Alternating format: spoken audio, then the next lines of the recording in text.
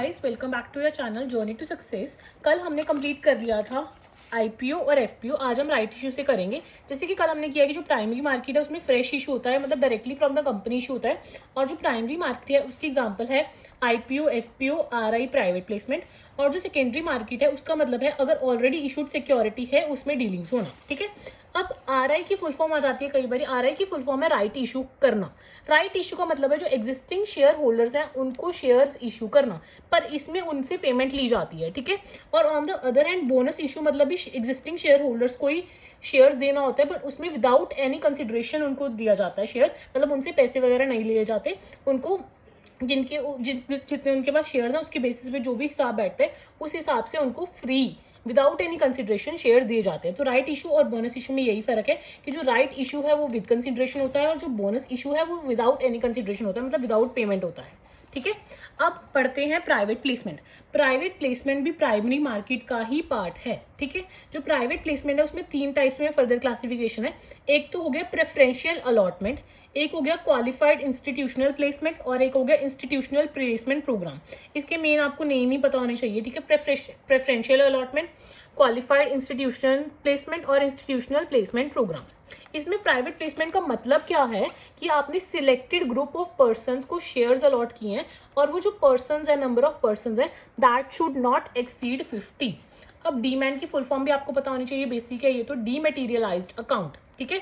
मतलब पहले शेयर्स को डिजिटल फॉर्म में ट्रांसफर करना, डीमेटीरियलाइज्ड अकाउंट। तो जो भी ट्रांजेक्शन होंगी वो डीमैट अकाउंट के थ्रू ही होंगी। ठीक है। नेक्स्ट हम जानेंगे एएसपीए की फुल फॉर्म भी और इसके बारे में। एएसपीए की फुल फॉर्म है application supported by blocked amount. क्या फुल फॉर्म है एएसपीए की? Application supported by blocked amount. पहले क्या होता था, अगर आपको शेयर्स वगैरह या डिबेंचर्स कुछ भी लेना है तो आप चेक के through mode of payment use करके शेयर्स वगैरह लेते थे। बट जैसे आपने आईपीओ, एफपीओ, राइट इशू कुछ भी हो रहा है तो अर्लियर जो पेमेंट मोड होता था वो चेक मोड होता था। तो कई बार अगर आपको शेयर्स बिडिंग में अलॉट नहीं हुए, आपको शेयर्स नहीं मिले, ठीक है, तो रिफंड में बहुत ज्यादा टाइम लग जाता था। तो जो कंपनी थी वो आपके पैसे इंजॉय करती थी क्योंकि रिफंड के लिए आप परेशान हो जाते थे कि रिफंड ही नहीं हो रहा। तो जो सेबी है उसने इंट्रोड्यूस किया ASBA, that is application supported by blocked amount. इसमें क्या है कि आपके जो बैंक्स है जितनी पैसे आपको वो परचेज करने के लिए देना है उतने पैसों को ब्लॉक कर देंगे। और जब इन्वेस्टर्स को अलॉट हो जाएगा सारा कुछ, बिड उसकी एक्सेप्ट हो जाएगी, उसको अलॉट हो जाएगा, तो पैसे आपके अकाउंट से ऑटोमेटिकली डेबिट हो जाएंगे और जो शेयर्स हैं वो आपके डीमैट अकाउंट में क्रेडिट हो जाएंगे। तो इससे ये बेनिफिट हुआ कि जो रिफंड में टाइम लगता था वो रिफंड में टाइम नहीं लगा। अगर इनकेस आपके सिलेक्शन नहीं होता है तो अमाउंट तुरंत की तुरंत आपको रिफंड हो जाती है, आप उसका फिर जैसे मर्जी यूज कर सकते हो। तो ये सॉफ्टवेयर एप्लीकेशन इसलिए लाया गया था कि रिफंड में टाइम लगता है, तो इन प्रॉब्लम्स को कर्व करने के लिए ये प्रोग्राम लाया गया था। तो मेन आपको एएसपीए की फुल फॉर्म पता होनी चाहिए, application supported by blocked amount. Next है बीएससी और एनएससी। बीएससी की फुल फॉर्म है बॉम्बे स्टॉक एक्सचेंज और ये कब आई थी? 1875 में। कब आई थी? 1875 में। अभी रिसेंट आपको पता ही होगा कि चेयरमैन अपॉइंट हुए हैं, कौन हुए हैं? एसएस मुद्रा हुए हैं। बाकी आपको देखो ये स्टैटिक बैंकिंग अवेयरनेस है, जो इसके साथ करंट चल रहा है वो तो आपको नॉलेज होनी ही चाहिए। ये स्टैटिक पोर्शन है जो कांस्टेंट रहता है, उसमें ये वाला कवर हो रहा है। जब आप करंट अवेयरनेस करते हो तो उसके साथ साथ बैंकिंग अवेयरनेस ऑटोमेटिकली अपनी अपडेट रखा करो। ठीक है। जो बॉम्बे स्टॉक एक्सचेंज है वो ओल्डेस्ट स्टॉक एक्सचेंज है एशिया की। ठीक है। ये कब स्टैब्लिश हुई थी? 1875 में हुई थी। और इसका जो इंडेक्स है वो है सेंसेक्स और इसकी फुल फॉर्म है सेंसिटिव इंडेक्स। ठीक है। और इसको बीएससी 30 भी बोलते हैं क्योंकि जो टॉप 30 कंपनीज होती हैं उनका वो निकालते हैं इंडेक्स। ठीक है। और इसके लिए जो बेस ईयर है वो है 1978 टू 1979। एनएससी की फुल फॉर्म है नेशनल स्टॉक एक्सचेंज और इसका जो इंडाइस है वो है निफ्टी 50। ठीक है। और ये इनकॉर्पोरेट कब हुई थी? 1992 में। अब थोड़ा सा आज कर लेते हैं फॉरेन ट्रेड के बारे में। फॉरेन ट्रेड क्या होता है? अगर आप किसी भी अदर कंट्री के साथ ट्रेड कर रहे हो गुड्स एंड सर्विसेज की, उसको हम बोलते हैं फॉरेन ट्रेड। ठीक है। इसमें एक्सपोर्ट हो गया, इंपोर्ट हो गया, ये सब फॉरेन ट्रेड का पार्ट है।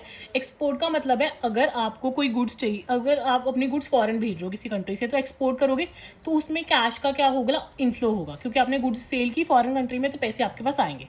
और on the other hand import क्या है? अगर आपकी सेल्फ सफिशिएंसी नहीं हो पा रही तो आप बाहर से कुछ मंगवा रहे हो, तो जब बाहर से कुछ मंगवाओगे, बाहर पेमेंट भी करोगे तो कैश का क्या होगा? आउटफ्लो होगा। ठीक है। अब इसमें बैलेंस ऑफ पेमेंट अकाउंट बनता है। तो बैलेंस ऑफ पेमेंट अकाउंट है क्या, सिस्टमैटिक रिकॉर्ड है सारी की सारी ट्रांजेक्शन्स का जो रिकॉर्ड होता है कि क्या क्या कैश इनफ्लो हो रहा है, क्या क्या कैश आउटफ्लो हो रहा है। तो अकाउंट मेंटेन जो होता है उसको बोलते हैं BOP, that is balance of payment account. इसकी फुल फॉर्म भी आ जाती है कि बीओपी की फुल फॉर्म क्या है, that is balance of payment account. एक साल में जितना भी कैश इनफ्लो आउटफ्लो हो रहा है वो सब यहाँ पे रिकॉर्ड होता है। तो यहाँ से क्वेश्चन ये भी पूछ लेते हैं कि बीओपी अकाउंट प्रिपेयर कौन करता है। तो जो सेंट्रल बैंक होगा किसी भी कंट्री का, वो बीओपी अकाउंट को प्रिपेयर करता है। ठीक है, अभी हमें बीओपी अकाउंट के कंपोनेंट्स के बारे में नॉलेज होनी चाहिए। तो जो बीओपी अकाउंट है उसके बेसिकली दो कंपोनेंट्स है, एक तो हो गया करंट अकाउंट, एक हो गया कैपिटल अकाउंट। कौन कौन से कंपोनेंट्स हैं बीओपी अकाउंट के, current account and capital account. Current account further classified है visible and non visible items में।